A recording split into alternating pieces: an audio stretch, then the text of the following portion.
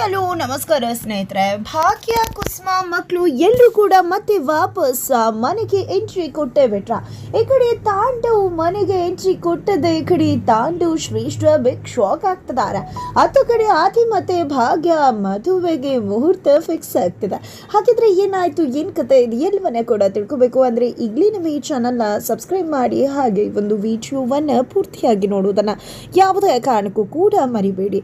ಇಲ್ಲಿ ಭಾಗ್ಯ ಮನೆಯನ್ನ ಕಿತ್ಕೋಬೇಕು ಅಂತ ಹೇಳಿ ತಾಂಡವ ಮನೆಗೆ ಎಂಟ್ರಿ ಕೊಡ್ತಾರೆ. ಇತ್ತ ಕಡೆ ಎಂಟ್ರಿ ಕೊಟ್ಟಿದ್ದೆ, ಈ ಮನೆ ಮೇಲೆ ನಾನು ಸ್ಟೇ ತರ್ತೀನಿ, ಮನೆಯಿಂದ ಹೋಗ್ತಾ ಇರ್ಬೋದು, ನನಗೇನು ಮನೆ ಇದೆ, ನೀವು ಬೀದಿಗೆ ಬೀಳ್ತೀರಾ, ಫುಟ್ಪಾತ್ಗೆ ಬೀಳ್ತೀರಾ, ಹಾಗೆ ಹೀಗೆ ಅಂತೆಲ್ಲ ಮಾತನಾಡ್ತಾರೆ. ಈ ಕಡೆ ಆದೀಶ್ವರ್ ಕೂಡ ಲಾಯರ್ ಕರ್ಕೊಂಡು ಬಂದು ಆ ಮನೆಯಲ್ಲಿ 6 ಭಾಗ ಆಗತ್ತೆ ಅನ್ನೋ ವಿಷಯವನ್ನ ತಿಳಿಸ್ತಾರೆ. ಸರಿ ಆಯ್ತು, ನಂದೆ ಭಿಕ್ಷೆ ಕೊಡ್ತೀನಿ, ಹುಡುಕು ನಾನಿಲ್ಲ ಅಂದ್ರೆ ಏನಿದೆ ನನಗೆ, ಜಸ್ಟ್ 0 ಅಷ್ಟೇ ಅಂತ ಹೇಳಿ ತಾಂಡವ್ ಹೇಳಿದಾಗ ಸಿಡಿದೇಳ್ತಾರೆ ಭಾಗ್ಯ. ಇನ್ನು ಮುಂದೆ ನಾನು 0 ಇಂದಾನೆ ತೋರಿಸ್ತೀನಿ, ಆದಿಯವ್ರೆ ನನಗೆ ಇನ್ಸ್ಪಿರೇಷನ್, ಯಾವುದೇ ಕಾರಣಕ್ಕೂ ಈ ಮನೆಯಲ್ಲಿ ನಾನು ಉಳಿಯೋದಿಲ್ಲ, ನನ್ನ ಭಾಗನೂ ಕೂಡ ನಿಮಗೆ ಭಿಕ್ಷೆ ಕೊಡ್ತೀನಿ ಅಂತ ಹೇಳಿ ಮಕ್ಕಳನ್ನ ಕರ್ಕೊಂಡು ಭಾಗ್ಯ ಮನೆಯಿಂದ ಹೋಗ್ತಾರೆ. ಭಾಗ್ಯ ಎಲ್ಲ ಆದ್ಮೇಲೆ ಯಾವುದೇ ಕಾರಣಕ್ಕೂ ಅವ್ರ ತಂದೆ ತಾಯಿ ಕೂಡ ಇರುವುದಿಲ್ಲ. ಹಾಗಾಗಿ ಅತ್ತೆ ಮಾವ ಕೂಡ ತಾಂಡವ್ಗೆ ಬೈದು ಉಗ್ದು ಭಾಗ್ಯ ಜೊತೆಯಲ್ಲೇ ಅಲ್ಲಿಂದ ಹೋಗ್ತಾರೆ. ಇಷ್ಟು ದಿನ ಮಗಳು ತನ್ವಿಗೆ ಅಪ್ಪ ಅಂದ್ರೆ ಬಲು ಪ್ರೀತಿ, ಆದ್ರೆ ಇವತ್ತು ಅಪ್ಪ ನಡ್ಕೊಂಡ ರೀತಿ ನಿಜಕ್ಕೂ ಕೂಡ ಆಕೆಯ ಮನಸ್ಸನ್ನ ಘಾಸಿಗೊಳಿಸಿದೆ. ಅದೇ ಕಾರಣಕ್ಕೆ ತನ್ನ ಫ್ಯಾಮಿಲಿ ಫೋಟೋದಲ್ಲಿದ್ದಂಥ ಅಪ್ಪನ ಫೋಟೋ ಕಿತ್ತ ಬಿಸಾಡಿ ತನ್ನ ಫೋಟೋವನ್ನ ತೆಗೆದುಕೊಂಡು ಹೋಗ್ತಾಳೆ. ಇದರಿಂದಾಗಿ ತಾಂಡವ್ ಕುಸ್ತು ಹೋಗ್ತಾರೆ. ಏನಿದು, ಅಪ್ಪ ಅಮ್ಮ ಕೂಡ ನನ್ ಬಿಟ್ಟು ಹೋಗ್ಬಿಟ್ರಲ್ಲ, ಅಪ್ಪ ಅಮ್ಮ ನನ್ನ ಜೊತೆ ಇದ್ದಿದ್ರೆ ಅವ್ರನ್ನ ಎಷ್ಟು ಚೆನ್ನಾಗಿ ನೋಡ್ಕೋತಾ ಇದ್ದೆ ನಾನು, ಅಪ್ಪ ಅಮ್ಮನು ಹೊರಗಡೆ ಹೊರಟೋಗ್ಬಿಟ್ರಲ್ಲ ಅಂತ ತಾಂಡವ್ ಚಿಂತೆಗೀಡಾದಾಗ ಇಲ್ಲಿ ಶ್ರೇಷ್ಠ, ಅಯ್ಯೋ ತಾಂಡವ್ ಆಗಿದ್ದೆಲ್ಲ ಒಳ್ಳೇದೇ ಆಯ್ತು, ನೀನ್ ಯಾಕೆ ಅದ್ರ ಬಗ್ಗೆ ಯೋಚನೆ ಮಾಡ್ತಿದ್ಯಾ, ಸೆಲೆಬ್ರೇಟ್ ಮಾಡೋಣ ಅಂತ ಹೇಳಿ ಸೆಲೆಬ್ರೇಟ್ ಮಾಡ್ತಿದ್ದಾಳೆ. ಅದರ ನಡುವೆ ಇತ್ತ ಕಡೆ ಭಾಗ್ಯ ತನ್ನ ಮನೆಗೆ ಅಂದ್ರೆ ತನ್ನ ತವರು ಮನೆಗೆ ತನ್ನ ಅತ್ತೆ ಮಾವ ಮಕ್ಕಳಿಗೆಲ್ಲರನ್ನ ಕೂಡ ಕರ್ಕೊಂಡು ಬರ್ತಾರೆ.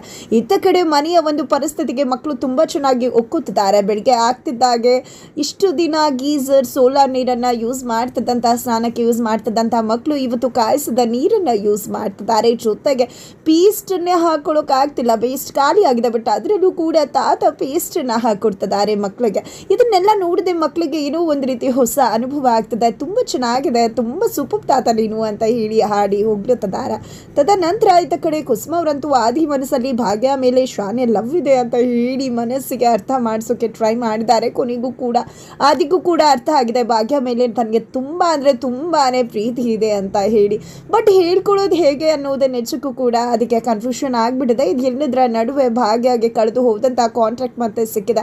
ಅದರ ಜೊತೆಯಾಗಿ ಅವರು ಒಂದು ಆನ್ಲೈನ್ ಪ್ಲಾಟ್ಫಾರ್ಮ್ ಅಲ್ಲೂ ಕೂಡ ಒಂದು ಪೇಜನ್ನ ಕ್ರಿಯೇಟ್ ಮಾಡಬೇಕಾಗಿದೆ. ಹಾಗಾಗಿ ಅದಕ್ಕೆ ಒಂದಷ್ಟು ಪ್ಲಾನ್ನ ಮಾಡಿಕೊಂಡು ಮನೆಗೆ ಬರ್ತೀನಿ ಅಂತ ಕೂಡ ಹೇಳಿದ್ದಾರೆ.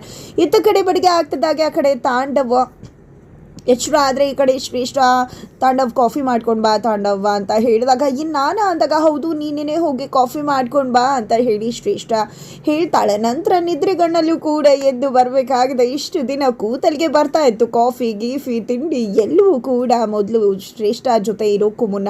ಆದರೆ ಇವತ್ತು ಶ್ರೇಷ್ಠ ಮುಂದೆನೇ ತಾಂಡವ್ ತಂದ್ಕೊಡ್ತಕ್ಕಂಥ ಪರಿಸ್ಥಿತಿ ಬಂದದ. ಈ ಕಡೆ ತಾಂಡವ್ ಎದ್ದು ಬಂದದ ನಿಜಕ್ಕೂ ಶಾಕ್ ಆಗ್ತದೆ. ಬಿಕಾಸ್ ಅಡುಗೆ ಮನೆಯಲ್ಲಿ ಭಾಗ್ಯ ಕೆಲಸ ಮಾಡ್ತಿದ್ದಾರೆ, ಅಡುಗೆ ಮಾಡ್ತಿದ್ದಾರೆ. ಅದನ್ನು ನೋಡಿದ್ದೆ ಶಾಕ್ ಆಗಿ ಭಾಗ್ಯನೇ ನೋಡ್ತಾ ಇದ್ರೆ ಇತ್ತ ಕಡೆ ಬರ್ತಾರೆ, ಮಗ ಓಡಾಡ್ತಿದ್ದಾನೆ, ಯೂನಿಫಾರ್ಮ್ ಹಾಕೊಂಡು, ಅಮ್ಮ ಲೇಟ್ ಆಯಿತು ಹಾಗೆ ಹೀಗೆ ಅಂತ. ಕುಸುಮರು ಕಾಫಿ ಕುಡಿತಾ ಬಂದು ಸೋಫಾ ಮೇಲೆ ಕೂತ್ಕೋತಿದ್ದಾರೆ. ಅದನ್ನೆಲ್ಲ ನೋಡಿದ್ದೆ ಅಮ್ಮ ಮಕ್ಕಳು ನೋಡಿ ಒಂದು ಕ್ಷಣ ಖುಷಿ ಆಗ್ಬಿಡುತ್ತೆ ತಾಂಡವ್ಗೆ. ಅಮ್ಮ ಅಂತಿದ್ದಾಗೆ ಈ ಕಡೆ ಶ್ರೇಷ್ಠ ಬರ್ತಾಳೆ, ಏನಾಯ್ತು ತಾಂಡವ್ ಅಂತ ಕೇಳ್ತಿದ್ದಾಳೆ. ಬಿಕಾಸ್ ಎಲ್ಲವೂ ಕೂಡ ಇಲ್ಲಿ ತಾಂಡವ್ನ ಭ್ರಮೆಯಾಗಿ ಬಿಟ್ಟಿದೆ.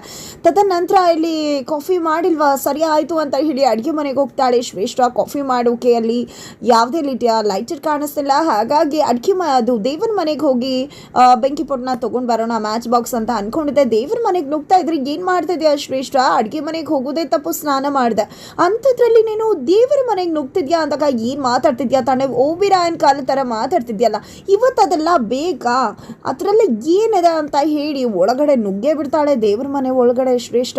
ಇದನ್ನೆಲ್ಲ ನೋಡಿದ ತಾಂಡವ್ಗೆ ಅನ್ಸುತ್ತೆ, ಇಲ್ಲ ಭಾಗ್ಯ ಈ ರೀತಿ ಇರಲಿಲ್ಲ, ಭಾಗ್ಯ ಇದನ್ನೆಲ್ಲ ತುಂಬ ಅಚ್ಚುಕಟ್ಟಾಗಿ ಮಾಡ್ತಾ ಇದ್ಲು ಈ ವಿಷಯದಲ್ಲೆಲ್ಲ ಅಂತ ಹೇಳಿ ತುಂಬಾನೇ ಭಾಗ್ಯನ ಮಿಸ್ ಮಾಡ್ಕೋತಿದ್ದಾರೆ ತಾಂಡವ್. ಅತ್ತ ಕಡೆ ಭಾಗ್ಯ ಎಂದಿನಂತೆ ಅಡುಗೆ ಮನೆಯಲ್ಲಿ ಅಡುಗೆ ಮಾಡ್ತಿರ್ತಾರೆ. ಅಷ್ಟರಲ್ಲಿ ಇಲ್ಲಿ ಕಣಿಯವರು ಬರ್ತಾರೆ. ಕಣಿಯವರು ಬಂದದ ಈ ಕಡೆ ಸುನಂದ್ ಅವರು ಹೊರಗಡೆ ಬರ್ತಾರೆ. ಕಣಿಯಮ್ಮ ಎಷ್ಟು ದಿನ ಆಯಿತು ಅಂತ ಹೇಳ್ತಾರೆ. ತನ್ನ ಮಗಳನ್ನ ಕರ್ಕೊಂಡು ಬರ್ತಾರೆ. ಅಯ್ಯೋ ಭಾಗ್ಯಕ್ಕೆ ಬಂದ್ಬಿಡ್ತಾರೆ ಅಂತ ಕಣಿಯನ್ನ ಹೇಳೋದಕ್ಕೆ ಶುರು ಮಾಡ್ತಾರೆ. ಕೈ ನೋಡಿ, ಖಂಡಿತ ನಿನಗೆ ಒಳ್ಳೇದಾಗತ್ತೆ, ಕಷ್ಟಗಳು ಬಂದಿರ್ಬೋದು, ಆದರೆ ಕಷ್ಟಗಳು ಬಂದಿದೆ ಅಂದರೆ ಮುಂದೆ ಒಂದು ಸುಖದ ಜೀವನ ಇದೆ ಅಂತಾನೆ ಖಂಡಿತ ನಿನ್ನ ಬದುಕಲ್ಲಿ ಒಂದು ದೊಡ್ಡ ಬದಲಾವಣೆನೇ ಆಗತ್ತೆ, ಅದು ಒಳ್ಳೆ ರೀತಿಯಾಗಿರುತ್ತೆ ಅನ್ನೋ ಭವಿಷ್ಯವನ್ನು ನುಡಿತಾರೆ. ಅದನ್ನೆಲ್ಲ ನೋಡಿದೆ ಕುಸುಮ ಅವ್ರಿಗೆ ಅನ್ಸುತ್ತೆ ಖಂಡಿತ ಆದಿ ಭಾಗ್ಯ ಒಂದು ಜೀವನ ಶುರುವಾಗತ್ತೆ ಅಂತ ಹೇಳಿ. ತದನಂತರ ಇಲ್ಲಿ ಸುನಂದ್ ಅವರು ಮತ್ತು ಅವರ ಗಂಡ ಯಜಮಾನರು ಇಬ್ಬರು ಕೂಡ ಅಡುಗೆ ಬಗ್ಗೆ ಮಾತನಾಡ್ತಿರ್ತಾರೆ. ಅಡುಗೆ ಮನೆಯಲ್ಲಿ ಈ ಕಡೆ ಸ್ವಲ್ಪ ಅಷ್ಟು ಸಾಮಗ್ರಿಗಳಿದ್ದಾವೆ, ಯಾಕಂದರೆ ನಾನು ಒಬ್ಬನೇ ಇದ್ದೆ ಅಲ್ವಾ, ಎಷ್ಟು ಬೇಕೋ ಅಷ್ಟು ತರಿಸ್ಕೋತಾ ಇದ್ದೆ, ಏನು ಬೇಕೋ ಹೇಳು ಎಲ್ಲವನ್ನ ಕೂಡ ಬರ್ಕೊಂಡು ತಂದು ಬಿಡ್ತೀನಿ ಅಂತ ಹೇಳ್ತಾರೆ.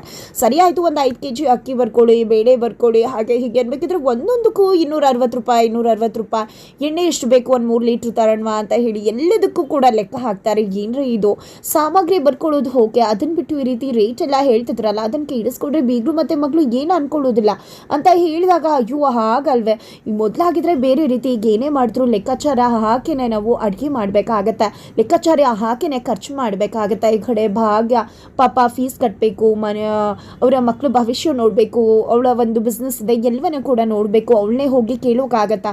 ಖಂಡಿತ ಬೇಡ, ಅವಳಿಗೆ ತೊಂದರೆ ಕೊಡೋದು ನಂಗೆ ಇಷ್ಟ ಇಲ್ಲ. ಜೊತೆಗೆ ಬೀಗರು ಬಂದಿದ್ದಾರೆ, ನಮ್ಗೆ ಎಷ್ಟೇ ಕೊರತೆ ಆದರೂ ಪರವಾಗಿಲ್ಲ, ಅವ್ರಿಗಂತೂ ಯಾವುದೇ ರೀತಿಯಲ್ಲೂ ಸಣ್ಣ ಕೊರತೆ ಕೂಡ ಆಗಬಾರ್ದು, ಅದಕ್ಕೋಸ್ಕರನೇ ಇದೆಲ್ಲ ಲೆಕ್ಕಾಚಾರ ಅಂದಾಗ ಸರಿ ಆಯಿತು, ಡಬ್ಬಿಲಿ ದುಡ್ಡಿದೆ ಬೇಕಾದರೆ ತಗೊಳ್ಳಿ ಅಂತ ಸುನಂದ್ ಅವರು ಹೇಳ್ತಾರೆ. ಇದನ್ನು ಕೇಳಿಸ್ಕೊಂಡಂಥ ಭಾಗ್ಯಾಗ ಅನ್ಸುತ್ತೆ ತಂದೆ ತಾಯಿ ಅಂದರೆ ಇಷ್ಟಲ್ವಾ, ಯಾರು ಕೂಡ ಅಪ್ಪ ಅಮ್ಮನ ಸ್ಥಾನನ ತುಂಬೋಕೆ ಸಾಧ್ಯ ಆಗೋದಿಲ್ಲ ಅಂತ ಹೇಳಿ ಕಣ್ ತುಂಬ್ಕೋತಾರೆ. ನಂತರ ಈ ಕಡೆ ಅಡುಗೆ ಮನೆಯಲ್ಲಿ ಭಾಗ್ಯ ಅಡುಗೆ ಮಾಡ್ತಿರ್ತಾರೆ. ಅದೇ ಒಂದು ಟೈಮ್ಗೆ ಆದೀಶ್ವರ್ ಬರ್ತಾರೆ.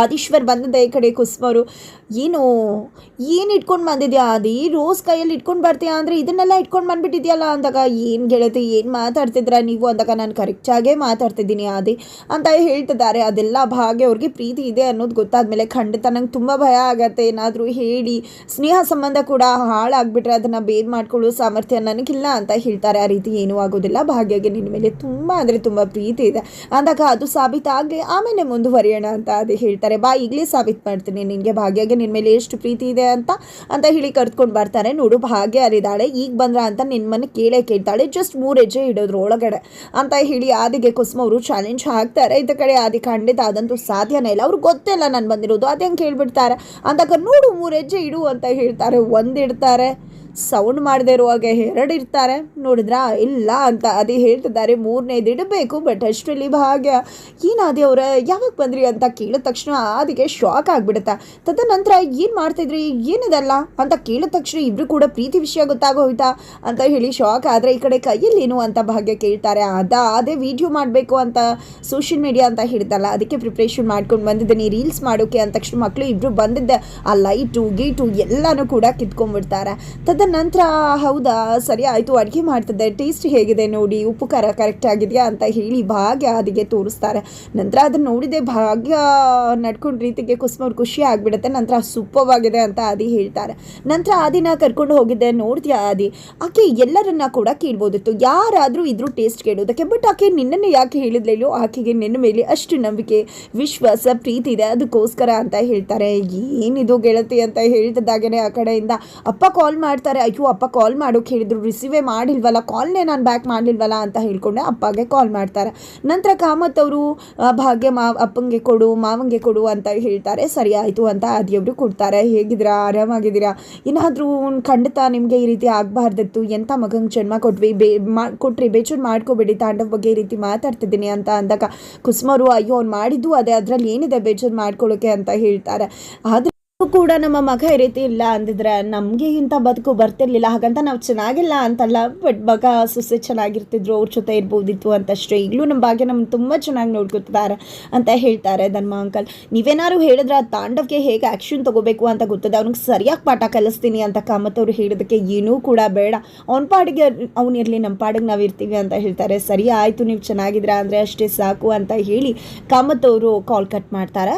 ಇತ್ತ ಕಡೆ ಮನೆಗೆ ಎಲ್ಲ ಧೂಪನ ಹಾಕೊಂಡು ಬರಬೇಕಿದ್ರೆ ಡ್ಯಾಶ್ ಹೊಡೆದ್ಬಿಡ್ತಾಳೆ ಪೂಜಾಗೆ ಕನಕ.